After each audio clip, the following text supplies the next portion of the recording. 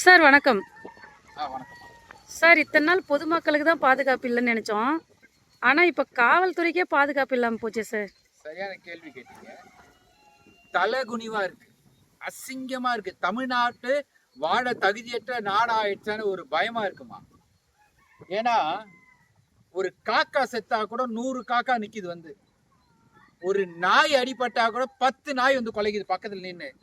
5 அறிவு படைத்த அந்த மிருகங்களுக்கு இருக்கிற ஒற்றுமை கூட 6 அறிவு படைத்த இந்த மனுஷனுங்களுக்கு கிடையவே கிடையாது.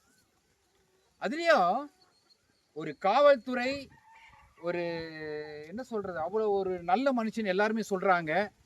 அவருக்கே இந்த நிலைமைன்னா அப்போ அரசாங்கமும் அதிகாரிகளும் என்ன நினைக்கிறாங்க? லஞ்சம் வாங்கினா பரவாயில்லையா? லஞ்சம் வாங்கி கண்டுக்காம விட்டா பரவாயில்லையா? அப்புறம் லஞ்சம் வாங்கினா அவனை பிடிச்சி உள்ள போடுறது, அதை பண்ணான்னு இதை பிடிச்சி போடுறது. என்ன நியாயம்? அந்த டிஎஸ்பி உண்மையிலேயே நல்ல மனுஷன் எல்லாருமே சொல்றான். அப்போ எப்படி நம்ம முதலமைச்சர் மட்டும் தெரியாம போச்சு? போலீஸ் துறை யார்ட்டமா இருக்கு? யார்கிட்ட இருக்கு? முதலமைச்சர் கையில் தானே இருக்கு. இந்த 4.5 வருஷம் இப்படி நிறந்த காவல்துறை நிலைமை இப்படி தலை குனிஞ்சு போறாமா?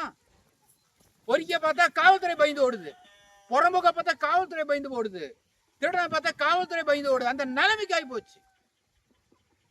ஒரு காலத்துல 100க்கு போன வச்சுன்னா 5 நிமிஷம் வந்து நிற்க போலீஸ். இப்பெல்லாம் 1 மணி நேரம் ஆகுது, 1/2 மணி நேரம் ஆகுது குறைஞ்சபட்சம். இல்லைன்னு மறுக்க முடியுமா? ஏன்னா அவங்களுக்கு இன்ட்ரெஸ்ட் போயிடுச்சு.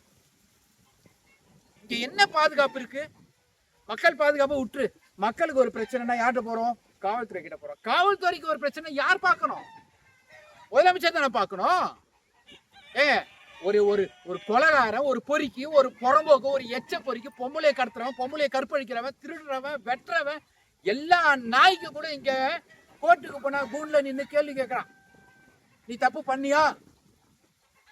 அதுக்கு கூட இந்த காவல்துறைக்கு வாய்ப்பு இல்லையா? எவ்வளவு அடிச்சாலும் வாங்கிக்கினே இருக்கணுமா காவல்துறை? திருப்பி எந்த கேள்வி கேட்கவே கூடாதா? சொல்லுங்க. நியாயமா முதலமைச்சர் கூப்பிட்டு விசாரிச்சிருக்கணும். விசாரிச்சு அவர் தண்டனை கொடுத்தா ஏத்துக்கிட்டு இருப்பேன். அவர் கடவுள் சொல்லி இருக்கலாம். இல்ல நியாயம் இல்லம்மா, நியாயம் இல்ல. ஏற்கனவே 4 மாசம் அவருக்கு சம்பளம் கொடுக்கல, பாக்கி நிக்குதுன்றாங்க.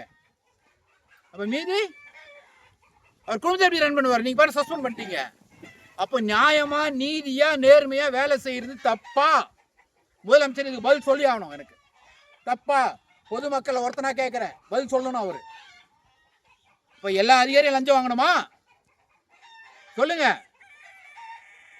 ரொம்ப ரொம்ப ரொம்ப பாருங்க. ஜெயிலுக்குள்ள ஒரு லேடி போலீஸை வெட்டுறான், அடிக்கிறான். ஒரு லேடி நேத்து நைட்டு ஒரு போலீஸ்காரனை எஸ்ஐ அடிச்சிருக்கான், வெட்டியிருக்கான் ஒருத்தன். எங்க போயிட்டு இருக்கு தமிழ்நாடு? என் தமிழ்நாடு எங்க போயிட்டு இருக்கு? சொல்லுங்க, எங்க போயிட்டு இருக்கு? ரத்தம் கொதிக்குது சார். ஒன்னே ஒன்னா சொல்லுவேன், போலீஸ் வந்து போராட்டம் பண்ணக்கூடாது. போலீஸ் வந்து அவங்க நியாயத்தை சொல்லக்கூடாது. பண்ணா சஸ்பெண்ட் தான் பண்ணுவீங்க இல்லையா?